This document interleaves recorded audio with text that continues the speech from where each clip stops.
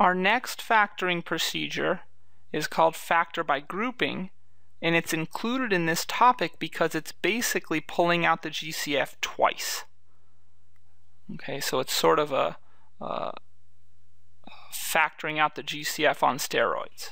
Okay, so again, I'm going to walk through the procedure, and at the same time I'm going to show you an example so you can sort of make the connections in your head about how this works.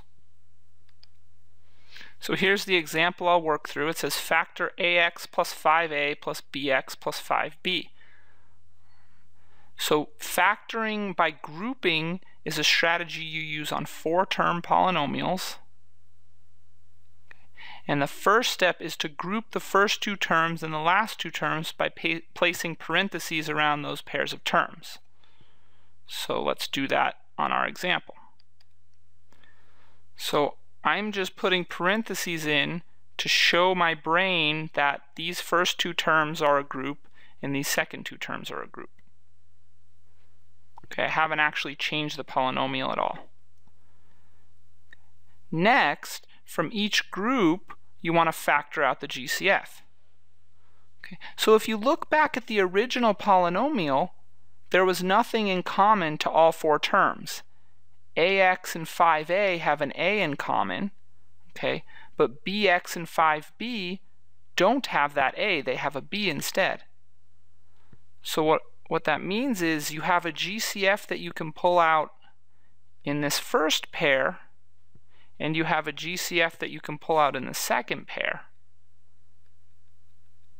Okay, but all together in the polynomial, there isn't anything you can pull out from the beginning. So you have to break it up, and then you have to go on to step 2, which says go ahead and pull out the GCF that you have, the greatest common factor that you have in each pair.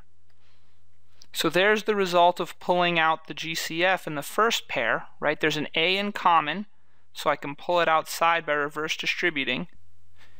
If I pull the a outside in the first grouping, that means I'm not going to write it inside the parentheses because I wrote it outside, which means we'll have an x plus 5 left in the parentheses. Right? We reverse distributed. We took the a out from the ax and we took the a out from the 5a. Same thing here. If I take the b out of the bx, then I won't write it inside the parentheses. I'll just write x. And if I take the b out of the 5b, I won't write it in parentheses. I'll just write the 5. Okay. So that's step 2. Step 3, factor out the overall GCF. Okay, so if you analyze what we have at this point, let me rewrite it. We actually do not have a factored polynomial right now because the connecting operation here is still plus. Remember, to factor a polynomial means to write it as a product. So what we have to do is pull out what I call the overall GCF. So if you look in this first term, there's a factor of x plus 5. And in the second term, there's a factor of x plus 5. Okay. So what you can do is reverse distribute by pulling that factor of x plus 5 outside a set of parentheses. Okay. So I've pulled this guy out front. Since the x plus 5 binomial has been pulled out in front, when I start writing what's left in the parentheses, I don't need to write him. He's been accounted for.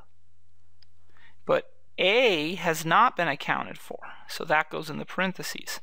Plus b has not been accounted for, so that goes in the parentheses as well. Now it's factored because I have a product between these 2 polynomials. Okay? So that's the procedure for factoring by grouping. Okay, so when you have a 4-term polynomial, 1, 2, 3, 4, the procedure you should use to factor is this one here, factor by grouping. All right, and we'll do some more examples down below. All right, on to example 3. And in this example, we get to practice our factor by grouping procedure. Okay, so we're given a 4-term polynomial, 1, 2, 3, 4 terms, and we're going to use factor by grouping to write it as a product of 2 polynomials. The first step in factor by grouping is to group the polynomial into 2 separate groups. So for example, you can put parentheses around 8x cubed plus 4x squared, and then also parentheses around 10x plus 5. So that's step 1. Okay, group the terms. Now for step 2, we have to factor the GCF out of each individual group. Okay, so I'm going to go a little fast here, so hopefully your GCF factoring skills are adequate. Now if you look at the first group, let's identify what the GCF is. Between the coefficients 8 and 4, the largest factor they share is 4, right? There's a 4 in both of them. Then between the variables x cubed and x squared, they both have an x squared, right? You take the smaller exponent. So to factor out the GCF means to reverse distribute a 4x squared from each of these. So let me skip straight to the final step here. You're going to need a 4x squared, okay, outside of parentheses, and then inside these parentheses you have to write whatever gets you back to 8x cubed plus 4x squared. So the question becomes, what do you multiply 4x squared by to get 8x cubed? Well, you need a 2, because 4 times 2 is 8, and you need an x, because x squared times x is x cubed. You also have to get back this 4x squared, so you need to write another number here. 4x squared times what equals 4x squared? 1. Right? 4x squared times 1 is 4x squared. Right? Don't forget the 1. If you don't put that there, you have not factored this correctly. Right? So that's how you pull the GCF out of the first group. For the second group, let's do it again. You have to identify the GCF. So between 10x and 5, what factor do they have in common? Well, between 10 and 5, the biggest factor in common is 5, and there's no x on the second term, right? There's only an x attached to the 10, not attached to the 5. So x, there's no variable in the GCF here at all. So then I'm going to factor a 5 out by reverse distributing, and the question becomes, what do I need to put in the parentheses to get 10x plus 5 back? Well, in order to get 10 back, I need to multiply 5 by 2, and in order to get the x back, I need an x. 5 times 2x is 10x. Now I also have to get this plus 5 back. So what do I multiply 5 by to get 5? 1. Right. And then finally, because these two groups were being added before, they're still being added now. Right. So that's step 2. I factored the GCF out of each group. Now for step 3, the final step, I have to pull out what we call the overall GCF. So if you look at these two groupings, 4x squared times 2x plus 1, right? That's your first term. And then your second term, 5 times 2x plus 1. What factor do they have in common? Well, they both have a factor of 2x plus 1 in them. So the overall GCF is going to be the binomial 2x plus 1. So what I'm going to do to factor this is I'm going to write 2x plus 1 outside of parentheses. Right? So I'm pulling this 2x plus 1 factor here and here. So I'm pulling it outside a pair of parentheses, and then I have to write what's left. Well, if I take the 2x plus 1 factor out of the first term, I have a 4x squared left. And if I take the 2x plus 1 factor out of the second term, I have a 5 left. So plus 5. So I've taken the original polynomial and I've written it as a product. So that means we factored it. All right, so our second polynomial in the factor by grouping example is a little more difficult to deal with. All right, to show you the problem that we run into here, let me go ahead and start on the wrong path. Okay, so I'm going to do something a little bit incorrect here so you can see why there's an issue with this polynomial. All right, so usually if we were factoring by grouping, we would start by grouping the first two terms and the second two terms.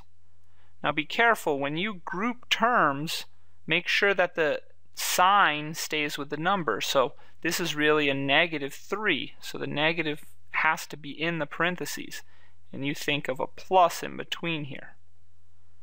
Okay. Now this is a bad grouping because if you look in the first term, or in the first group, there's nothing that we can pull out. The GCF is just 1.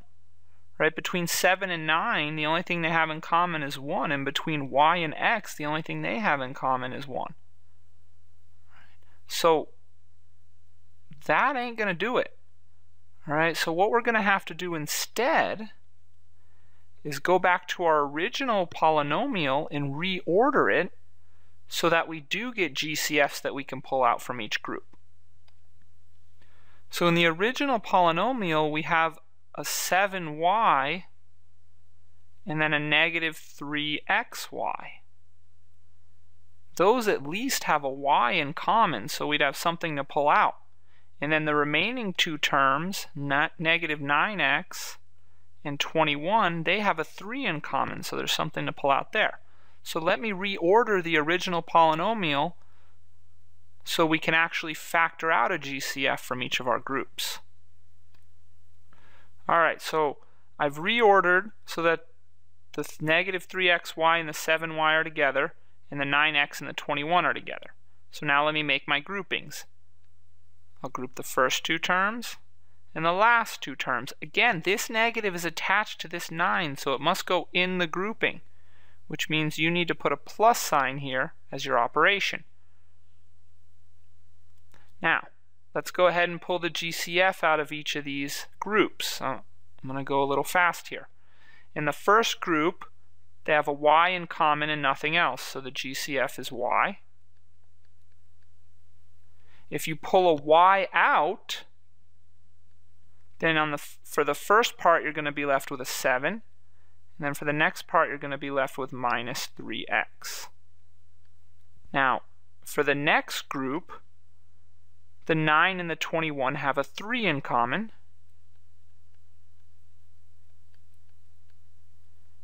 So when I factor out the GCF, I'm going to pull a 3 outside of parentheses, and I'm going to write what I have left. To get -9x back, I need -3x here.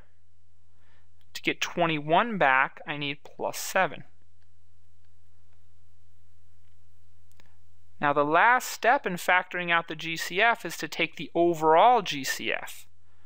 These binomials are exactly the same. Well, if you want, you can rewrite the order so you see they're exactly the same. This guy is y times 7 minus 3x plus 3 times, change the order so they look the same. Write the 7 first and the -3x second. Right? Addition is commutative. You can always change the order. So now we do actually have our overall GCF right here. So we can pull it out in front of a pair of parentheses. So we will write 7 minus 3x quantity outside a pair of empty parentheses. And then inside the parentheses, we write what we have left over. There's going to be a y here, right? So that when we multiply, we get back this first term. plus 3 here, right? The leftover from this second term is 3. So there's my final factored polynomial.